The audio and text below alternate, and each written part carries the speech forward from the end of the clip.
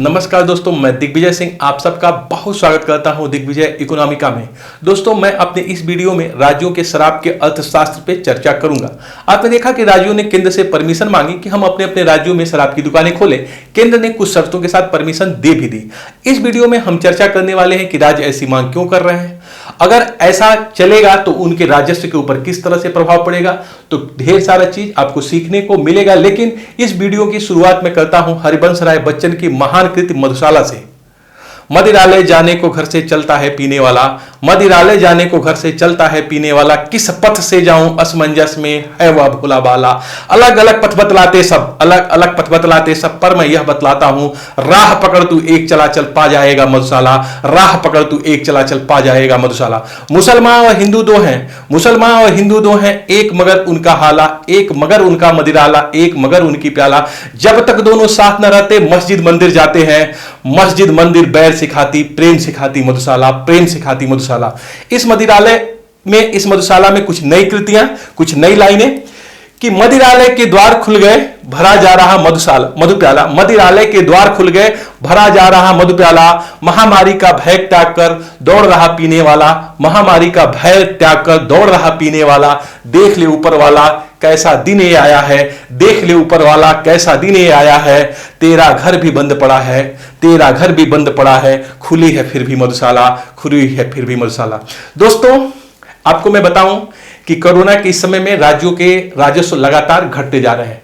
आपको मैं यहां यह बता दूं कि राज्यों के राजस्व के प्रमुख सोर्स क्या हैं। अगर बड़े बड़े सोर्सों की बात किया जाए राज्यों के टैक्स रेवेन्यू के और नॉन टैक्स रेवेन्यू के, तो सबसे बड़ा जो आय का स्रोत होता है राज्यों का वो होता है जीएसटी।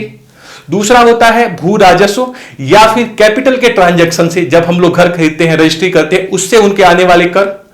इसके अतिरिक्त डीजल और पेट्रोल से लगने वाला पे आने वाला एक्साइज ड्यूटी, साथ ही गाड़ियों के रजिस्ट्रेशन से मिलने वाला कर तथा शराब की कमाई से होने वाली आय।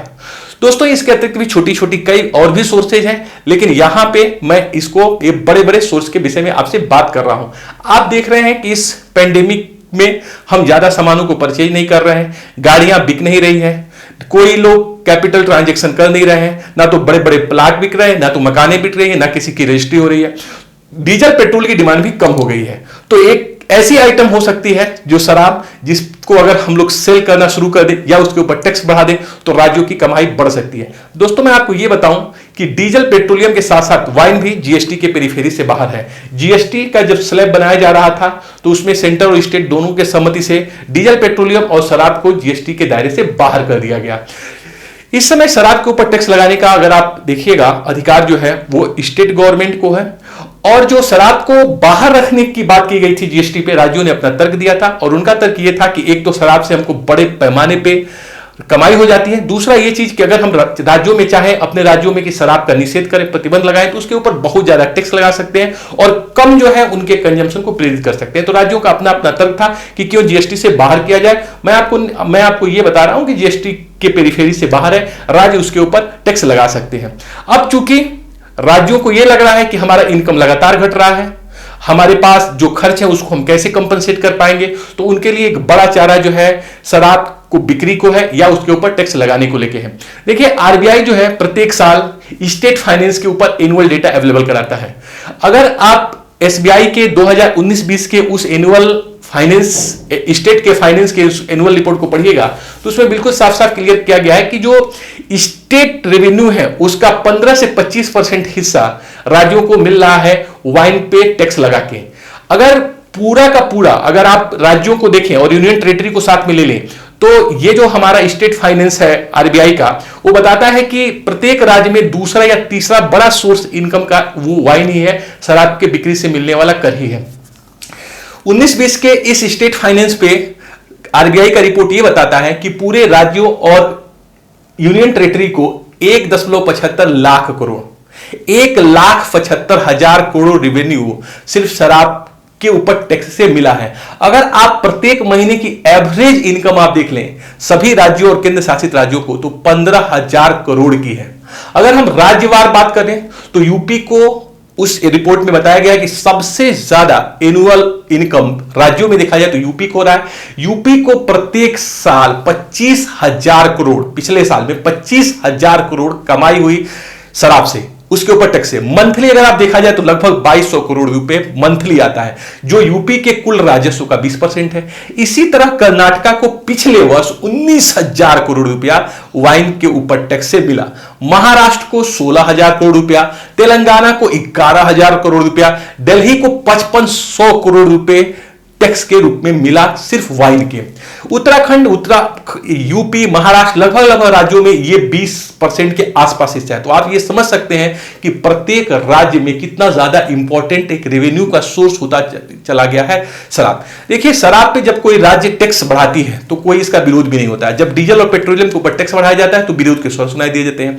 लेकिन शराब के ऊपर अगर टैक्स लगाई जाती है या फिर इंपोर्टेड वाइन के ऊपर जो अगर एडिशनल टैक्स लगाई जाती है तो कोई व्यक्ति इसका विरोध नहीं कर पाता, क्योंकि राज्यों के पास इसके तर्क होते हैं कि एक तो उनकी रेवेन्यू बढ़ी रही है, साथ ही साथ हम चाहते हैं कि एक लग्जरियस प्रोडक्ट है, साथ ही साथ आपके स्वास्थ्य के ऊपर बैड इंपैक्ट डालता है, हम इसके ऊपर टैक्स लगा के चाहते हैं कि इसके कंजम्पशन को मिनिमाइज करें। आपको मैं बता दूं कि कुछ राज्य ऐसे भी हैं जहां पे शराब जो है निषेध है। सबसे पहला राज्य गुजरात है, जहां 1961 से ही शराब के ट्रेड और कंजम्पशन के ऊपर रोक लगी गई। इसके अतिरिक्त गुजरात के अतिरिक्त बिहार, नागालैंड, मिजोरम और यूनियन टेरिटरी में लक्षद्वीप ऐसे हमारे प्रदेश हैं, राज्य है जहां पर शराब को प्रतिबंधित किया गया है।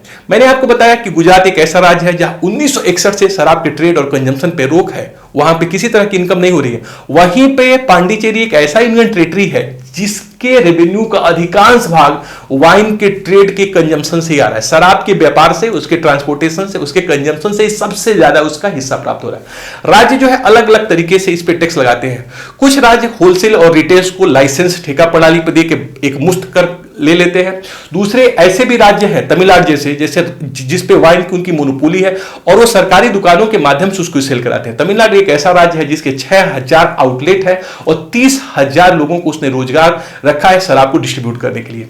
अभी आपने देखा कि जब राज्यों की पास इनकम कम हो रहा है तो कुछ राज्यों ने इसके ऊपर ज्यादा टैक्स लगाने शुरू कर दिए। जैसे देखा आपने कि दिल्ली में केजरीवाल गवर्नमेंट ने 70% स्पेशल कोरोना फीस लगा दिया।